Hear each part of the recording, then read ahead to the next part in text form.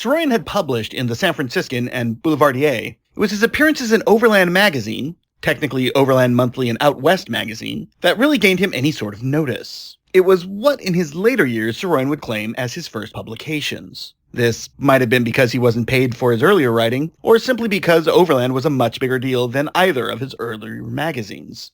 This work is fascinating, largely because it was as if it were written by a writer well into his career, instead of one who had first been published less than 6 months prior. The concept of the piece, and it would be hard to call it a story, is that Saroyan much preferred writing and reading prefaces to writing or reading books themselves. That's an interesting take coming from a 20-year-old who had never published a novel. In fact, it's likely he had never even written a novel at that point. His earliest novel-length work, Follow, was written at some point in 1928, but it had never been published, and was not published until 2008. Saroyan would sell several more pieces to Overland between 1928 and 1931. These, and perhaps his works for Heronick in Boston, were his highest-profile works, until The Daring Young Man on the Flying Trapeze appeared in the pages of Story magazine in 1934. And now, Preface to a Book Not Yet Written by William Saroyan, first appeared in Overland Monthly and Out West magazine, August 1928. I am writing this preface to a book before the book has been commenced or planned. I haven't, as yet, the slightest idea as to what the book is going to be like, and frankly do not care. A preface, I hold, is a complete work in itself and has nothing at all, or very little, to do with the book it precedes. On second thought, I may be wrong in this, and probably am. In any event, the reason I have decided to write this preface before the book is that I want it to help me in planning the book. I suppose if I say I'm going to do certain worthwhile things in the following pages, I must necessarily stick to my word. And in that way, the book as a whole may prove a little less dull than it might otherwise have been. For instance, if in this preface I were to boldly write that not a single sentence in this book was to be uninteresting, I might actually try to make every sentence interesting, which would be impossible.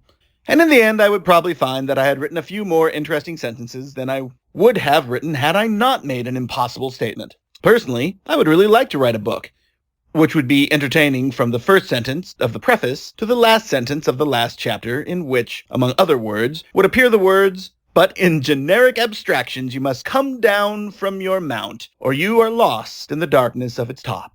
So that is precisely the reason for this early, very early preface. Because it has been a more or less secret ambition of mine to write a book from the very first page to the last, and as I have observed that prefaces come first in books, I decided that I would write that portion of the book first, in spite of convention, and the ultimate appearance of the book, which might for this reason be ridiculous. But I am reminded there is at least entertainment in the ridiculous, and I am not afraid to go with a smile. In writing my preface, first, there will be little possibility of any misunderstanding on my part as to what it is I am supposed to do. That is a fact, probably more important than at first sounds, for I have the most annoying habit of commencing a story about certain people of America today and ending it with a lot of characters almost bodily taken from the works of James Branch Cabell, for instance. For this reason, I change Henry Hansen's name to Chuvik of Javarward. The habit is annoying, I insist, because in spite of the fact that I have changed poor Henry's name, he remains the idiot Henry has always been. I do not think it is good sense to let a fellow with a name like Chuvik of Javarward act like an ass. So you see, I have good reason for writing this preface a little earlier than usual. But the principal reason I am writing this preface, first, is that I prefer prefaces to books any day. I have made it a point in my readings to first read the preface, and if I find it at all worth reading, I then casually glance at the first and last pages of the book and tell everybody I finished it. I wouldn't think of really trying to read any book straight through, because no book can possibly be interesting from the first page to the last. And if it is interesting on any pages at all, they are bound to be the pages of the preface. It is difficult enough to make the first and last pages of a preface interesting, let alone all the rest of the pages of the book, in which such queer things as characters and motives and plots and dialogue enter the thing. I thank the good Lord that there are no scenes to prefaces, or I would never commence this book. I do not like scenes in literature, and if it is ever going to be necessary for me to describe anything whatsoever in the following pages, I'm going to try to find the shortest distance between a couple of points.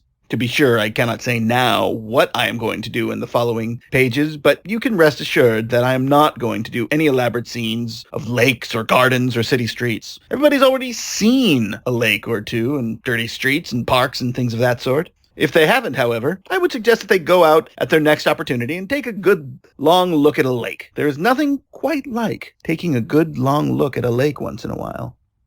Another reason I like the idea of writing this preface before commencing the book is that I can say in a preface a few things I would be unable to say in the book. For instance, I could not possibly have some sort of heroes in the book say different things about prefaces. There are going to be a great many good heroes in my book. In fact, if possible, every character will be a hero. I would like to prove that that sort of thing could be done too. There have been books in which every character was a villain, after a fashion of his own, but I have not yet heard of a book in which all the characters are heroes. But in the event that there is such a book, of which I have not heard, which is more likely than not, I will not by any means be outdone, for in that case I will make heroes of everything in my book, such as streetcars, butterflies, phonographs, or buildings.